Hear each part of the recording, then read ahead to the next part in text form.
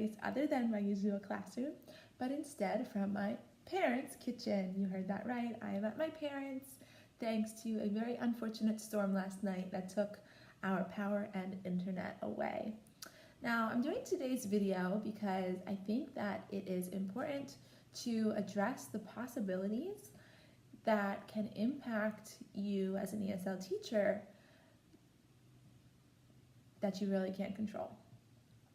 As an ESL teacher, it is our responsibility, just like with any job, to be present, to be ready to work, and usually despite anything else.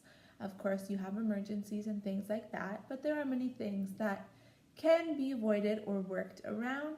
It's important to be prepared and to know the possible outcomes and things that you can do to help yourself in certain situations. And so I thought that it was important to come on here and create a video to talk about my unfortunate situation and how I planned on fixing it and how things went, and all that good stuff. So last night we had a terrible storm for about 3 minutes. And when I say 3 minutes, I mean literally 3 minutes. It was fast. It was insane. It was windy, it was dark, it was loud, but within 3 to 4 minutes it was over, and now without the sound of a snap.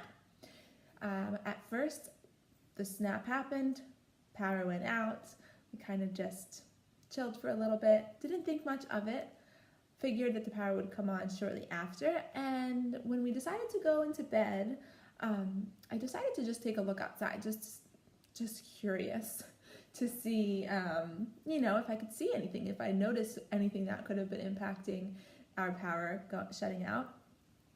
And lo and behold, there was this massive, massive tree, which belongs to the neighbors behind our house. And it was snapped, and a huge branch was on the power lines that sat in our backyard. And so it was obvious that our power was not going to be coming on as quickly as we had hoped. And so we gave a call to Pico, and I'd say within a few hours, someone was out to work on the lines. At this point, I was panicking a little bit. I didn't know when someone would be arriving. When I called and asked for a time frame, they had no idea. They just had said that 92 houses were affected, and someone would be out to fix things and take a look at things eventually. So I was very worried. As you know, ESL Online is completely online, right? We're required to teach using our devices. Now I had no power, I had no internet, so I was very concerned.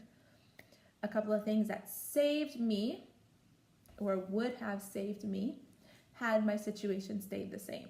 Okay, so first and foremost, I knew that I was going to have to use my phone, which at first I actually panicked about because I wasn't thinking. You can use data as long as you have 4G or higher.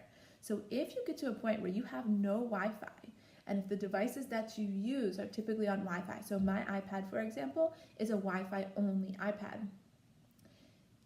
Without Wi-Fi, I can't use my iPad, not to teach at least.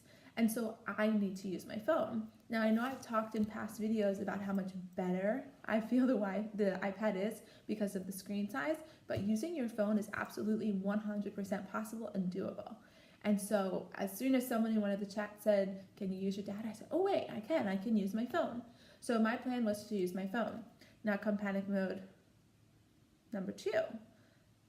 My phone is sure going to die overnight, and I don't have power to keep my phone charged. So my husband, who is the king of portable power devices, has this awesome power block that charges things probably 10 times over before it dies. And so my phone was safely plugged in, and I woke up with the phone 100% charged. So that was awesome. Comes my next freak out moments. Okay, now I have a charged phone, right? I have my data, I have no light. Now comes in my selfie ring light, which I did talk about this in one of my last videos. Now the selfie ring light in a pitch black room, it gives you light. It's not going to light you up as much as you'd really like. Now my USB bank has a USB port, of course, and my typical ring light, my usual ring light that I use and does provide plenty of light, is USB, has a USB plug. So my plan was to use my selfie ring light, my USB plug if needed, my phone, right? So I've got all of the things I need.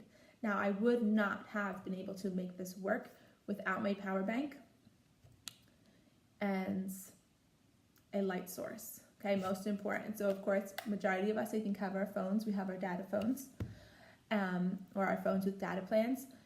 But two things that I would highly recommend getting are a USB power bank, making sure that it's always charged, and also some type of light that does not need power. So whether it be a USB plugged light, whether it be a chargeable light that you have it charged at all times, whether it be battery operated, something to ensure that you always have light.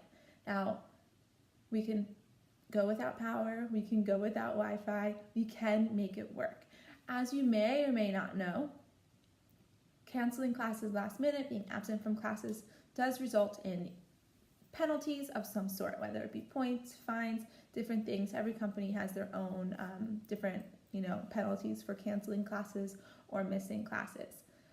Now, I was thrilled. I went to bed concerned, but I had everything figured out. I was going to make it work.